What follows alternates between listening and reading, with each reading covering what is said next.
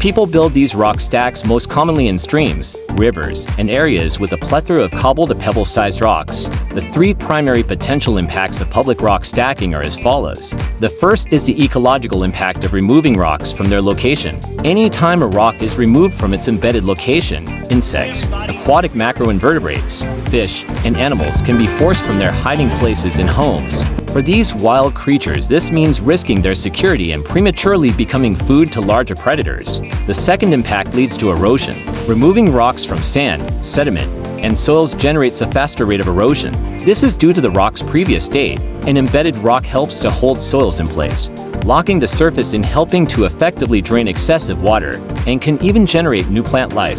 When these rocks are removed from their natural resting place, the soils are also released, greatly increasing the rate of erosion in a given location. Lastly, the impact that gets under the skin of many. Aesthetic impact affects the wilderness experience. The interrupted visual cues of visitor-created rock stacks takes away from what is natural and inserts a human reminder that the visitor is not alone. People getting into the great outdoors are not always looking for a reminder that people frequent the area. Instead, people look to get away from the crowds and maybe even find some solitude. In extreme cases, this results in user conflict or confrontation. With all of the above in mind, we have some recommendations for having a great time outside, rock stacking and hiking on those alpine routes alike. By respecting the following recommendations, we can keep our wild spaces wild, while enjoying rock stacking and the freedom of expression that comes along with it.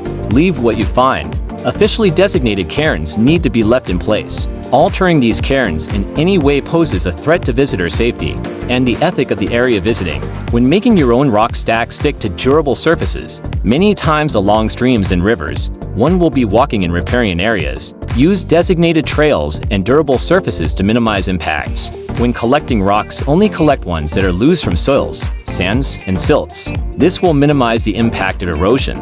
Build your stacks, take pictures, and then return all of the used rocks to their original locations. Leave the area how it was originally found to maintain the wildness of the area. Pack out all trash, including food scraps. Remember that other people may be visiting the area while you are there. If listening to music, consider using headphones to let nature's sounds prevail. Using these techniques, we can all do our part to leave no trace, while having a great time visiting the places we love. After all, public lands are for all of us to utilize and for all of us to respect.